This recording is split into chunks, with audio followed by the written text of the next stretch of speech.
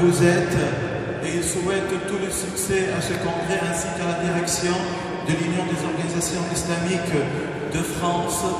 Le message est une religion de tolérance, nous dit-il, est une religion de miséricorde pour toute l'humanité.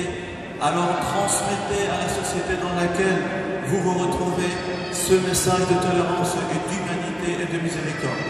Voilà, il vous remercie et il est très content encore une fois d'être parmi nous. Barakallahu fikum wa yatakum.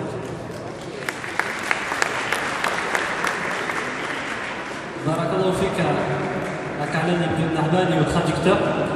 Nous allons passer ensuite, nous allons donner la parole à Cheikh Khaled El-Madkouri, qui est président du comité de l'application de la charia au Koweït. C'est une grande figure du paysage des pays du Golfe.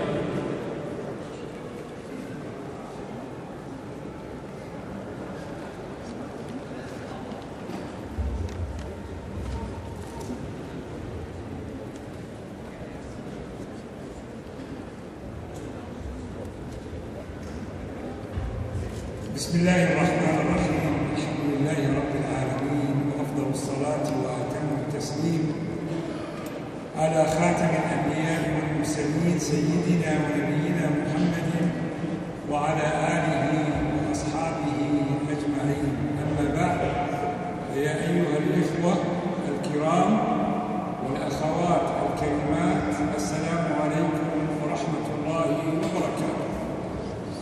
يسرني ويسعدني أن أحضر للمرة الأولى هذا الجمع الكريم الغفير الذي يفرح القلب ويسر الخاطر ويقوي العزم على أن الإسلام في تقدم وخاصة في أوروبا، وأننا بتجمعنا هذا رجالا ونساء وشبابا وشابات وأطفالا نبين بالقدوة الحسنة كيف يكون المسلم في حياته، في أسرته، في مجتمعه، في مخالطته لغيره، حتى يكون قدوة حسنة، وحتى يكون هذا نورا نوصله إلى غيرنا ونعرف غيرنا بنا بهذا العمل الدؤوب وبهذه القدوة الحسنة في تعاملنا مع غيرنا.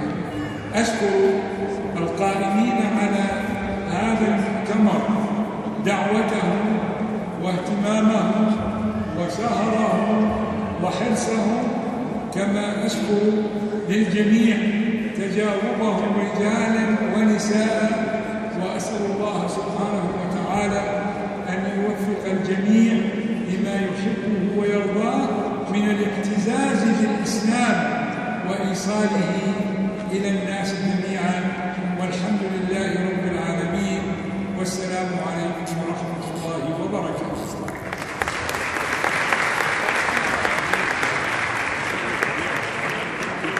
Donc l'intervention de notre invité, Cheikh Khaled Madkouri, était autour du fait que nous sommes tous ici responsables de transmettre à travers le modèle une satisfaction qui est cette lumière pour faire connaître l'islam autour de nous, faire connaître nos valeurs, nos principes, dans la société plurielle dans laquelle nous allons les conjuguer en partenariat avec tous ceux qui sont autour de nous.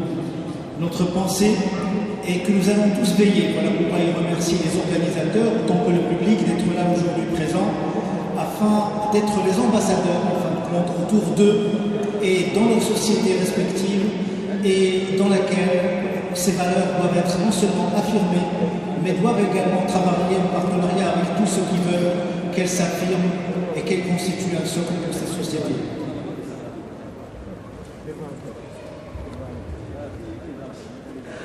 Barakallahu fik, au chef et au traducteur.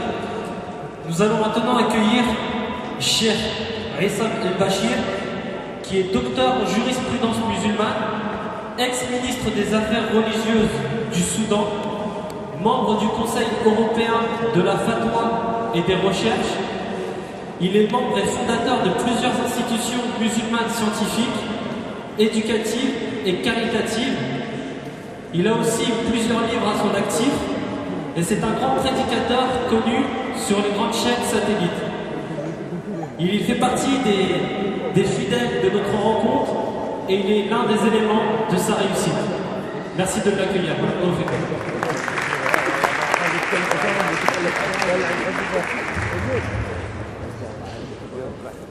بسم الله الرحمن الرحيم. الحمد لله رب العالمين وأزكى صلوات الله وتسليماته على المبعوث رحمة للعالمين. السادة العلماء، الإخوة الذين يقومون على أمر هذا الملتقى الجامع، الإخوة والأخوات، السلام عليكم ورحمة الله وبركاته. وأبرح ما يكون الشوق يوما إذا دنت الخيام من الخيام. ماذا نقول إلا كما قال الشاعر: ومن عجب أني أحن إليهم وأسأل عنهم من لقيت وهم معي، وتطلبهم عيني وهم في سوادها، ويشتاقهم قلبي وهم بين أضلعي. شهدت المؤتمر الأول سنة 88، وأشهد اليوم انعقاد المؤتمر 31، وقد وفقنا الشيء وأضحى الشباب رمادا في أيادينا. من المعالم الكبرى لهذا الملتقى الجامع أنه أحدث نقلة نوعية في مسيرة واقع المسلمين. البعد الأول أنه حقق هذا التوسع الأفقي من بضع آلاف إلى عشرات الألوف، وهذا تمدد يدل على وعي كبير في الوجود الإسلامي. البعد الثاني، كان الناس يتحدثون باسم الجالية المسلمة، والجالية تعبير عن الجلاء، عن قصر المدة في الإقامة، ثم انتقل الشعار إلى توطين الدعوة، ثم انتقل الشعار إلى المواطنة والتفاعل الإيجابي والاندماج، ليكون المسلم مواطنا فاعلا منفعلا مع مجتمعه وقضاياه. البعد الآخر، ظل هذا الملتقى عبر هذه السنين وفيا لمنهج واحد وخط واحد، هو منهج الوسطية وخط الاعتدال، لا يحيد عنه قيد أنملة. يؤمن بالتعددية الدينية والحضارية والثقافية، يعمل على تعزيز المشترك الديني والإنساني والحضاري، يعمل على تجسيد التعارف والشراكة، يعمل على تصحيح صورة الإسلام في محيط الوجود الإسلامي وفي صورة الدعوة إلى الله، يدعو إلى تحقيق الالتزام بهذه القيم نموذجا تسعى بين الناس. ظل هذا الملتقى الجامع يؤمن بتنوع الآراء وتعدد الأفكار، وأن نصف رأيك عند أخيك. ظل هذا الملتقى يزاوج بين الاهتمام بهمومه وقضاياه ومشكلاته على أرض الواقع، وبين التفاعل مع قضايا الأمة في العالم العربي والإسلامي، دون أن يكون ثمة تعارض بين انتماء المواطنة وانتماء الهوية. ظل هذا الملتقى الجامع يفتح باب الحوار مع القوى المجتمعية على الساحة الفرنسية، القوى الحزبية، مع الكنائس، مع رجال الدين، لأنهم يعيشون في أرض واحدة وفي بوتقة واحدة، ويعملون على تحقيق التفاهم والحوار، على تبادل المصالح وإجراء المنافع وتحقيق المبادئ الدينية المشتركة والقيم الإنسانية العالمية الحضارية. رأينا أخيراً في هذه النقلة النوعية في مسيرة هذا الملتقى أنه ملتقى يحقق الطفرة النوعية لمسيرة الأجيال، الجيل الثاني والثالث والرابع، هذه الأجيال التي أصبحت تتبوأ موقع الريادة والقيادة في مسيرة الاتحاد، في مؤسسات الشباب، في مؤسسات المرأة، في مؤسسات الثقافة، التربية، الإعلام، الاجتماع. ها هم يقودون المسيرة، دليل على أن الشباب يملك هذه الحيوية الدافقة التي نحقق بها الأمر الذي نتطلبه والغايات التي نؤمن بها. حقق الاتحاد معنى التداول السلمي في مداولة القيادة، وهذا ما نحتاج إليه في واقع أمتنا وفي ممارساتنا المؤسسية الحضارية.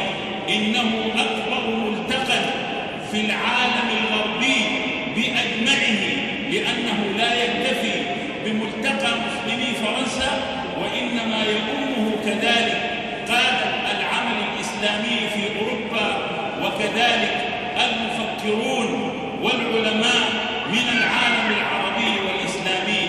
إنه ملتقى جامع يغذي الوجدان ويغذي العقل ويغذي القلب، فيه معارف للكتاب، وفيه معارف للحجاب واللباس، وفيه منتديات الشباب، وفيه هذه الحوارات الحية. نحييكم ونزداد برؤيتكم إيمانا، ونزداد بكم همة وتفاعلا، فلكم التحية أوفاها وأغلاها وأعطرها. والسلام عليكم ورحمة الله وبركاته.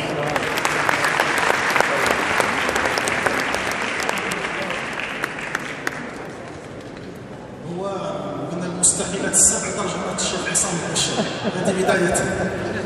Il est carrément impossible de traduire le Cheikh Hassan Belchir d'abord pour son éloquence. Pour cela, on a l'honneur et la fierté d'avoir un tel intervenant, et notre Cheikh Abdullah, il est fidèle à notre rencontre. On commence par saluer les intervenants, Choyour. On commence par saluer la présence et saluer l'organisation. Il dit qu'il a assisté 88 rencontres petites en nombre, mais maintenant il assiste à sa 31e rencontre avec une mutation qualitative, comme il l'a nommé, que l'UIAF a opéré à travers cette rencontre. D'abord, il tire l'attention sur le nombre croissant, cette augmentation quantitative, et aussi ce discours, le discours du UIF, le discours de cette rencontre qui est toujours fidèle à cette voie, la voie du juste milieu. Il dit qu'il y a deux caractéristiques qu'il faut noter qui sont stables, invariables dans cette rencontre. Parmi ces caractéristiques, à part la justesse et la voie du juste milieu, il considère que c'est une rencontre et un podium, une tribune pluraliste, ouverte, qui ouvre la porte à d'autres opinions et qui n'exclut aucun avis. Ce n'est pas une tribune partisane. Il dit aussi que cette rencontre a opéré d'autres mutations et d'autres changements. Il rallie l'identité à l'intégration, et aussi il permet aux jeunes d'avoir leur place, les jeunes qui interviennent à tous les niveaux, et l'institution l'UIAF donne l'exemple à cette alternance de génération. On voit des jeunes qui sont là partout et qui prennent la relève. C'est une institution ouverte dans son dialogue avec les pouvoirs publics, dans son dialogue avec les autres religions, les autres tenants d'autres opinions. Et il vous salue, il vous dit chaque fois qu'il est là, qu'il vous rencontre, eh bien, il est heureux et sa foi augmente. On le remercie chaleureusement. Barakallahu fik. Et enfin, pour l'ouverture de cette rencontre, nous allons accueillir un dernier intervenant qui est Abdelrazak Guessou, président de l'association des ulama musulmans algériens. Il est aussi professeur de philosophie de l'université d'Alger. Merci de l'accueillir.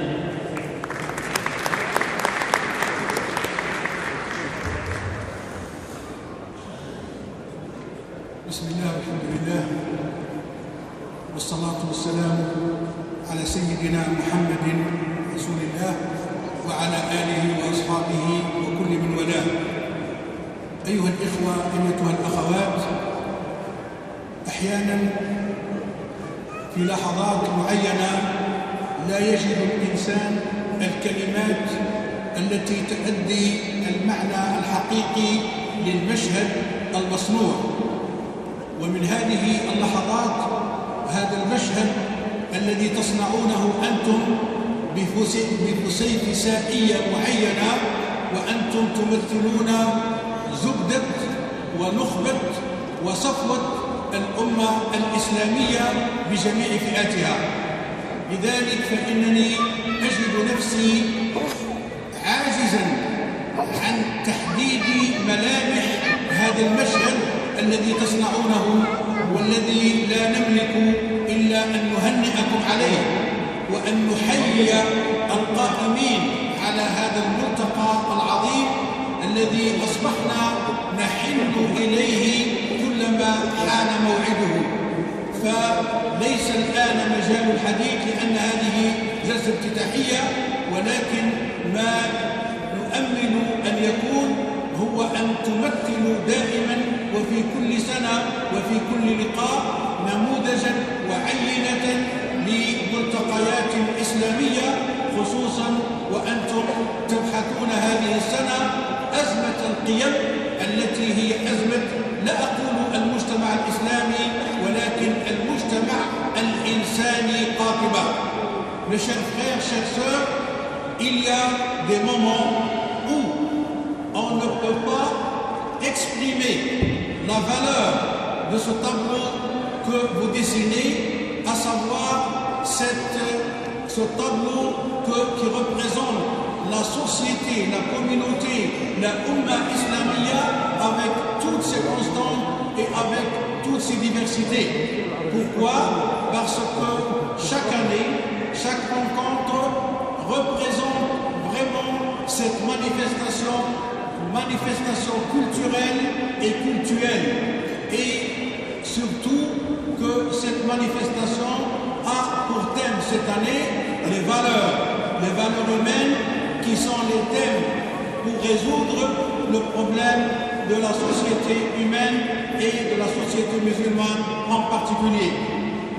Je n'arrive pas à exprimer ma joie pour participer à cette rencontre, mais je tiens tout simplement à vous remercier d'abord et à vous féliciter pour ce tableau et cette rencontre. Et à travers vous, je remercie les organisateurs des organisations islamiques. Je leur souhaite beaucoup plus de succès, plus de réussite et plus d'élan afin de pouvoir apporter, grâce à cette élite que représente la communauté musulmane tout entière, apporter les solutions nécessaires à cette crise de valeurs que traverse la communauté islamique et la communauté humaine en général. Je tiens à vous remercier de nouveau et je prie Dieu de vous accorder beaucoup de succès et beaucoup de réussite. Salam alaikum. Professeur, alors juste avant de terminer l'ouverture de cette grande rencontre annuelle, nous avons une surprise pour vous et je vais inviter Cheikh Issam El-Bachir à venir et vous allez comprendre quelle est la hauteur de cette surprise.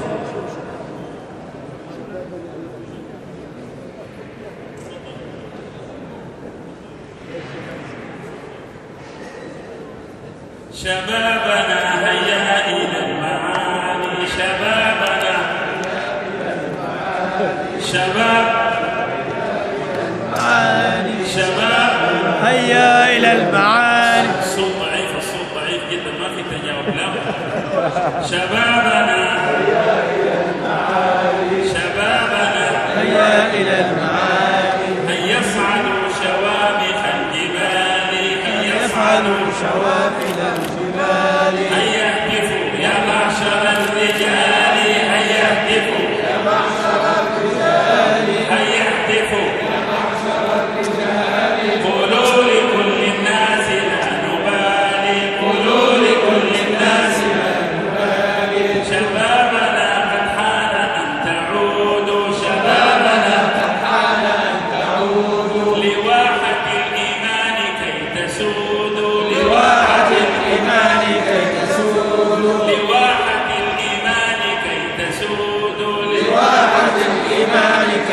الوجود غدا بكم سيسعد الوجود غدا بكم سيسعد الوجود غدا بكم سيسعد الوجود غدا بكم سيسعد الوجود ويكبت المستعبد العنيد ويكبت المستعبد العنيد ويكبت المستعبد العنيد ويكبت المستعبد العنيد شبابنا لا خوف يعترينا شبابنا لا خوف يعترينا لا خوف والقرآن في أيدينا لا خوف والقرآن في أيدينا لا خوف والقرآن في أيدينا لا خوف والقرآن في أيدينا قرآننا درع لنا يقينا قرآننا درع لنا يقينا قرآننا درع لنا يقينا قرآننا درع لنا يقينا وإن تمسكنا به هدينا وإن تمسكنا به هدينا وإن تمسكنا به هدينا وإن تمسكنا به هدينا شبابنا هيا إلى المعالي شبابنا هيا إلى المعالي يسعدوا شوامخ الجبال يسعدوا شوامخ الجبال هيا اهتفوا يا معشر الرجال هيا اهتفوا يا معشر الرجال هيا اهتفوا يا معشر الرجال هيا اهتفوا يا معشر الرجال قولوا لكل الناس لا نبالي قولوا لكل الناس لا نبالي قولوا لكل الناس لا نبالي قولوا لكل الناس لا